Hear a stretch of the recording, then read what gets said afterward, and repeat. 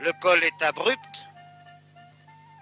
et Hoffmann d'abord, puis Queuille ensuite.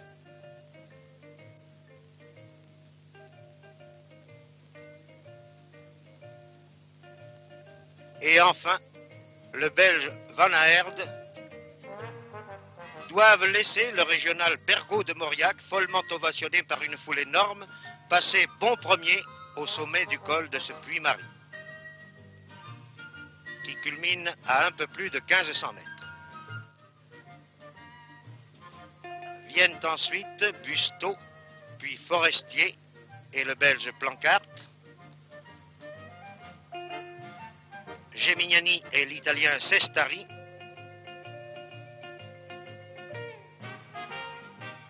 et aussi le puissant tricolore français Mastrotto. Mais où sont donc les As? Eh bien, au pied du col, ils comptaient plus de 7 minutes de retard, et Bas-Montez, ici, suivi de Anglade, passent en avant-garde de ce groupe de résignés, où beaucoup, comme François Mahé maintenant, Rivière, Gaulle, Anquetil et Bal. Bientôt, l'ancien champion de Belgique lâche prise, mais rien ne semble avoir de prise sur Richard Virenque.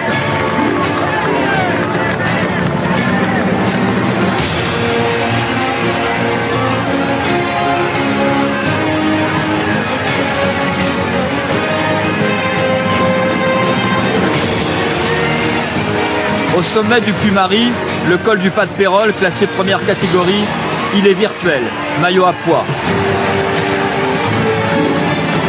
Le peloton loin derrière est à 9 minutes.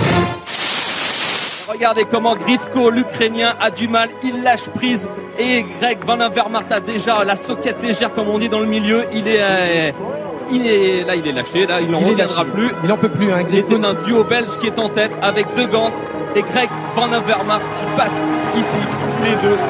Mais plus pour très longtemps, ces deux coureurs seront ensemble, car Greg Van Avermaet est visiblement le plus fort. Aujourd'hui, vous l'aviez senti, Cédric, dans le direct. Absolument, et là on voit ici les poursuivants, Mike Kauzarski qui essaie de relancer derrière, mais vous le voyez, le coup de pédale n'est pas suffisamment fort. Star qui ne lâche rien, et derrière, eh bien ça pète comme on dit dans le milieu. Cycliste avec Peter Sagan, qui le sait, le maillot jaune, il ne s'accroche pas, il se retourne, il est cuit, il arrête, il est à l'arrêt. Énormément de dégâts aujourd'hui avec Vincenzo Nibali aussi, le récent vainqueur du Giro d'Italia. Beaucoup de coureurs en difficulté sur une étape a priori pas suffisamment difficile. Ce sont les coureurs qui font la course et pas le parcours. Le parcours n'était pas visiblement très difficile, mais pour Peter Sagan, eh bien c'en est trop. C'est la vie, comme il dit, le maillot jaune, je l'ai déjà suffisamment porté. Je le reporterai peut-être un jour, en tout cas c'est ce qu'on lui souhaite. Oui, regardez ici, hein, le groupe de Quintana Froome est vraiment très peu fourni, très peu de coureurs, et on voit un Thibaut Pinot à l'ouvrage en difficulté sur cette étape. Julien Alaphilippe à l'arrache, il y avait beaucoup de coureurs qui se sont accrochés. C'était vraiment dur pour cette première journée. C'était difficile. Romain Bardet en souffrance. Romain Bardet qui a l'épaule déchirée, le cuissard déchiré après sa... Et à 150 mètres de la ligne, Lennart Kemna toujours en tête. Lennart Kemna qui va s'imposer comme il l'avait fait à l'Altiport de Megève. Martinez qui revient. Martinez qui revient. C'est Martinez. C'est Martinez.